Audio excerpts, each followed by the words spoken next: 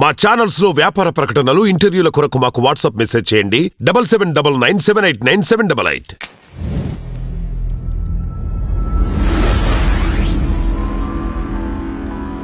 So ఈ నగరానికి ఏమైంది తర్వాత అంటే ఒక ఆఫర్ అంటే జనరల్గా ఫ్లూక్లో వచ్చిందని అనుకోవచ్చు, బట్ తర్వాత కూడా టాప్ మోస్ట్ మూవీస్ ఉన్నాయి. అసలు machine impossible, recently Virupaksha.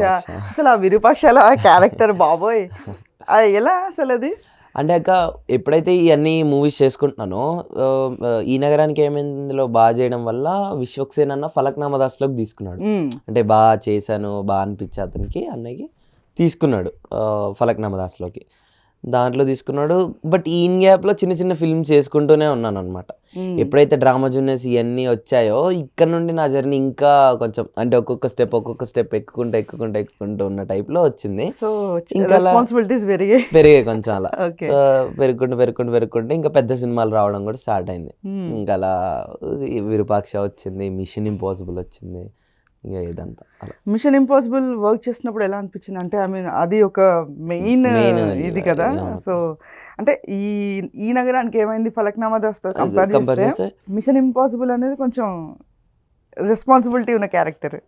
So అది ఎలా ఉంది అంటే చాలా కొత్తగా, అంటే అది అసలు ఆ ఆడిషన్కి వెళ్ళినప్పుడు అసలు నేను ఇంత పెద్ద క్యారెక్టర్ సెలెక్ట్ అవుతున్నాను కూడా తెలియదు. ఆ సినిమా అంత పెద్దది ఓన్లీ కిడ్స్ మీద అని కూడా నాకు తెలియదు. ఆడిషన్ ఇచ్చాను, తర్వాత స్క్రిప్ట్ ఇచ్చి స్టోరీ అంతా మాట్లాడుతుంటే అసలు ఏం అర్థం కాలేదు. అమ్మా ఏంటిది అని. అంటే అదొక కొత్త ఎక్స్పీరియన్స్ అక్క. అంటే అది ఎలా చెప్తాం ఇంకా, అంటే ఈ ఏజ్లో అలాంటి క్యారెక్టర్స్ రావడం అనేది నా లక్ అనుకోవచ్చు. ఇంకా ఓకే. సో స్టడీస్ ఉన్నాయా లేకపోతే ఆగిపోయాయా? లేదు స్టడీస్. ఓకే. ఏం చదివా? ఇంటర్ సెకండ్ ఇయర్కి అసలు. ఓకే. సో అంటే జనరల్గా ఏ పేరెంట్స్కైనా కూడా మా పిల్లలు చదువుకోవాలి, టాప్ మోస్ట్లోకి వెళ్ళాలి అని అనుకుంటారు. సో మీ పేరెంట్స్ రియాక్షన్ ఏంటి ఈ జర్నీకి? అంటే చిన్నప్పుడు చదువుకుంటూ ఇది చేసేవాడిని అక్క. ఎప్పుడైతే ఈ ఫీల్డ్లోకి వచ్చానో నాకేది ఇష్టమైతే వాళ్ళు అదే ఎంకరేజ్ చేసేవాళ్ళు బాగా. సో వాళ్ళు ఎంకరేజ్ చేయడం వల్లే నేను ఈ స్టేజ్లో ఉన్నాను. వాళ్ళ బ్లెస్సింగ్స్. అండ్ నిన్ను చూసి వాళ్ళు ఎలా ఫీల్ అవుతుంది? చాలా హ్యాపీ ఆబ్వియస్గా. ఎందుకంటే అసలు ఎక్స్పెక్ట్ చేయని సినిమాలు ఎక్స్పెక్ట్ చేయకుండా అన్ని కంటిన్యూస్గా రావడం, ఇంకా అదే కష్టపడుకుంటూ కంటిన్యూగా చేస్తున్నా కాబట్టి వాళ్ళకి కొంచెం కష్టపడే టైంలో కొంచెం బాధ అనిపించింది.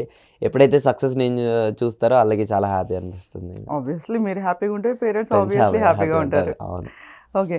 సో విరూపాక్షలో అంటే మామూలు క్యారెక్టర్స్ చేయడం వేరు, విరూపాక్ష వచ్చేటప్పటికి స్కేరీ అండ్ కొంచెం ఛాలెంజింగ్ క్యారెక్టర్ విరూపాక్షలో. అసలు బ్లాక్ మ్యాజిక్ చేయడము అది అసలు ఆ క్యారెక్టర్ గురించి కానీ ఆ స్టోరీ చెప్పినప్పుడు ఏమనిపించింది అక్క? విరూపాక్ష అనేది చాలా మందిని ఫిల్టర్ చేశారంట. సేమ్ మిషన్ ఇంపాసిబుల్ కానీ, సలార్ కానీ, విరూపాక్ష కానీ ఇవన్నీ కూడా అంతే. చాలామందిని ఫిల్టర్ చేసిన తర్వాత కొంతమందిని ఫైనలైజ్ చేశారు విరూపాక్షకి. చేసిన తర్వాత అందులో ఒక 5 మెంబర్స్ని ఉంచారు, 5 or 3 మెంబర్స్ అనుకుంటా. ఆ 3 మెంబర్స్ని కార్తీక్ అన్న క్యాబిన్లోకి తీసుకెళ్ళి ఇది ఇలా కావాలి, నాకేం అవసరం లేదు, ఆ సినిమాలో చూస్తే మీ అమ్మ నాన్నని చంపేస్తారు ఊరోళ్ళు వెళ్ళిపోతూ ఉంటారు, నువ్వు ఈ కిటికీలోని చూస్తూ ఉంటాం, మీ ఇల్లంతా కాలిపోతూ ఉంటుంది అన్న టైప్లో చెప్పారు.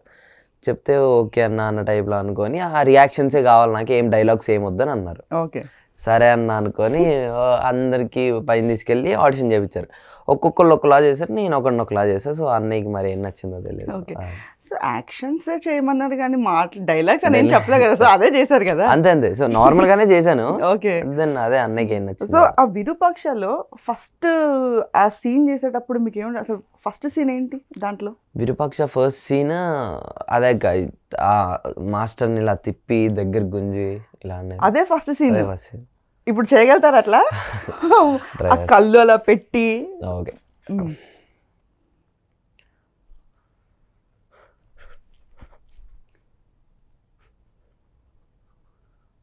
అదే అసలు నిజంగా చెప్పాలంటే అసలు అందరికీ అట్లా ఉండిపోయి ఉంటుంది కదా.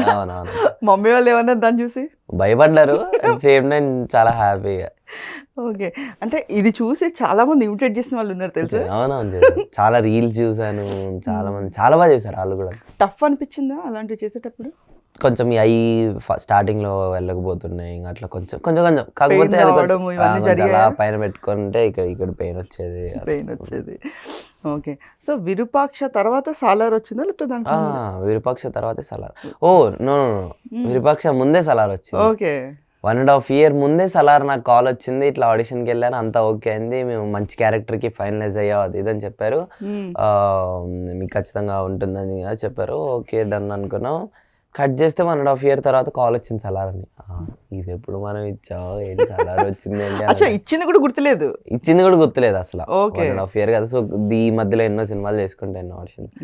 సో మనం ఎప్పుడు ఇచ్చాం సలార్ తర్వాత గుర్తొచ్చింది, అరే మనకి మురళి అన్న కాల్ చేశాడు ఏడి అన్నారు. కానీ ఇంకా అలా షూట్కి వెళ్ళడం జరిగింది సలార్. సో లైఫ్ కెరియర్ చూసుకుంటే అటు ఫలక్నామా దాస్ అది కూడా కొంచెం మాస్, విశ్వక్సేన్ గారు, అండ్ ఇక్కడ చూసుకుంటే మన చిరంజీవి గారి ఇది మన ఎవరు సాయి ధర్మ తేజ్ గారు వాళ్ళ ఫ్యామిలీ నుంచి, అండ్ మిషన్ ఇంపాసిబుల్ చేసినప్పుడు కూడా మీకు చిరంజీవి గారు కాంప్లిమెంట్స్ ఇచ్చారు. అవును. అండ్ ఎలా అనిపించింది ఇట్లా చిరంజీవి గారితో మాట్లాడినప్పుడు, అసలు ఆయన పొగిడినప్పుడు హౌ యూ ఫెల్ట్? నా లైఫ్లో మెమరబుల్ మూమెంట్ ఏదైనా ఉందంటే అదే అక్క. ఎందుకంటే మెగాస్టార్ గారిని చాలా పెద్ద డ్రీమ్ ఇది. అలాంటిది ఆయన నా గురించి మాట్లాడడం, చెప్పడం, డాన్స్ చేసి ఆయన ముందు సార్ ముందు సార్ దాని గురించి చెప్పడం, అసలు అదంతా కళ్ళ అయిపోయింది అక్క. అది ఇంకా నా లైఫ్లో బెస్ట్. ఇంకేదైనా మూమెంట్ ఇన్ని రోజుల నుండి ఏం సాధించారా అని ఒకసారి ఆలోచిస్తే ఆయన దగ్గర నుండి అది ఇంకా కొన్ని ఫిలిమ్స్ మెయిన్ అయితే చిరు సార్దే ఉంటుంది అక్క.